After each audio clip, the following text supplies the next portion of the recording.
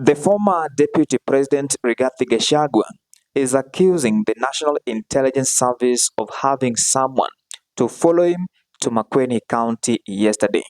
The former Deputy President went on his official Facebook account and posted this information, and I quote, National Intelligence Service, please deploy this vehicle and this officer to do some useful work to enhance our security as a nation.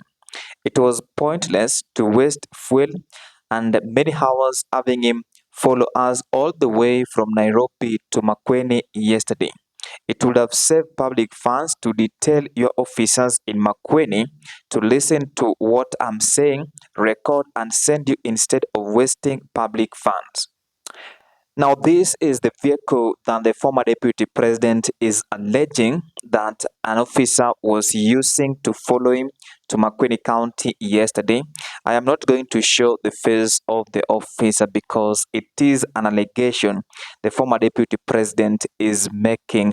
But allow me to read some few comments from Kenyans who reacted to this particular statement posted by Rigathi Gachagua. One Facebook user by the name Kipkorir Langat said, and I quote, so wasteful and stupid indeed.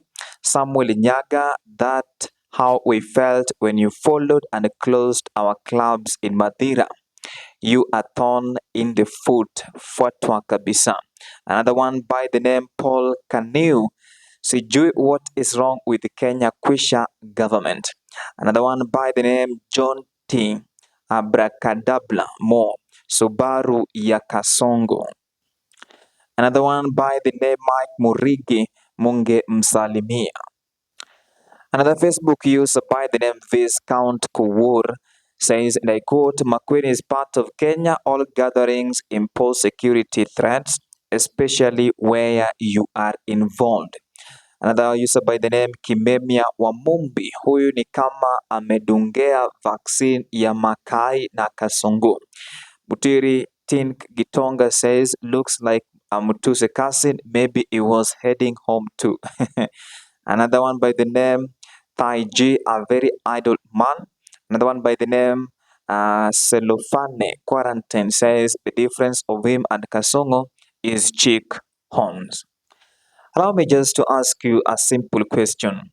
Why would the National Intelligence Service have somebody to follow the former Deputy President Rigathi Gachagua? Do you think this story is true to accuse the National Intelligence Service by the former Deputy President of the Republic of Kenya? Please let me know what you think in the comment section. I will do my best to read most of them and also reply. But before we move on, please, in case this is your first time, support us by subscribing and turning on the notification bell. We are on a mission to 6,000 subscribers and we can't hit 6K without you subscribing. And if you are a returning subscriber, thank you so much for supporting this YouTube channel. Let us come back to the point of contention. For a record and to put things into perspective, Rigathi Gachagua, this is not the first time he is accusing the National Intelligence Service. Remember what he said, the parallel press he held after President William Samoei Arap Ruto gave in to demands of the Gen Z protest. That was the first time he accused the National Intelligence Service.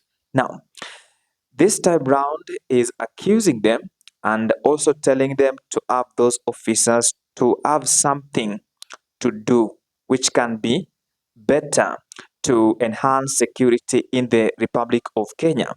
Now, yesterday, the former deputy president attended a burial service in Makueni County, and he was accompanied by Kalonzo Musyoka's allies. I saw Senator Dan Manzo, and also his allies Gathoni wa Mushomba, Senator for Kembu County, Karungo Wathangwa, and others. His wife was also present, Pastor Dorcas Rigathi Gachagua.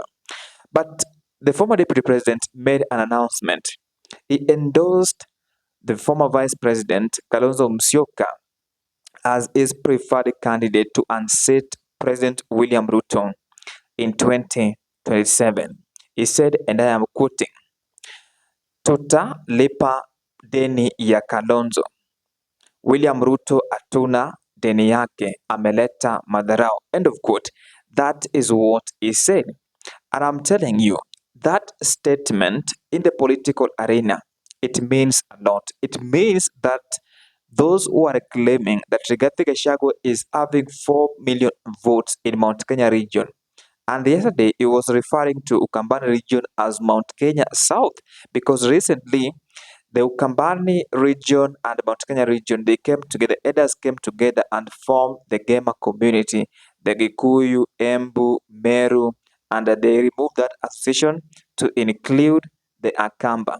And Rigathi Gachagua was so grateful that the people of Ukambani stood by his side when President William Ruto and his allies were impeaching him. And that is the reality on the ground. Kalonzo ordered his lieutenants in both the National Assembly and Senate to try to save Rigathi Gachagua, which was unsuccessful.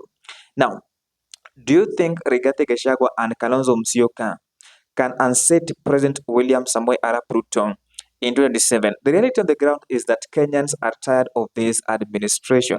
But we must also understand that Rigathi Gachagua is also portraying a bad character in the public. That is the reality on the ground. There are people who see Rigathi Gachagua in other parts of the country as a tribal man. So it is upon him to come out of Mount Kenya and now the Ukambani region. He should go to other parts of the country and try to sell his agenda to the people of Kenya so as to shed off those scales that is having, the tribal scales that people are accusing that is tribal, so that it can also get those people who are not interested in electing William Ruto as their president in 2027. But if he cannot do that, he will remain in Mount Kenya region and those parts of um, Ukambani region. And I'm not tribal, I'm just trying to be honest that he must get out of that cocoon, that region, and look for votes for somewhere else to make William Ruto a one-term president, because they are going to use a strong narrative against him. That is the Ukabila narrative. For example, yule Mkabila, yule niliyemtoa. That is what they're going to use even against his candidate. So he must have a strategy. But for this story of people following Rigathi Gachagua, I don't support that story of him being followed, because he is a Kenyan citizen. He is entitled to enjoy those rights of privacy, and no one should follow Rigathi Gachagua, because even if you disagree with someone because of politics, that does not mean that you must become enemies. Now, I promise at the end of my videos to carry out civic education. What you need to do is to register as a voter once the IEBC portal is opened. The beauty of becoming a registered voter is that you can participate in two elections. One, general elections. Two, by elections. Number two, you needed to demonetize politics as soon as possible, because if you do that, you'll be in a position to elect leaders of high integrity, leaders who will not steal public funds. Lastly, vote for a policy.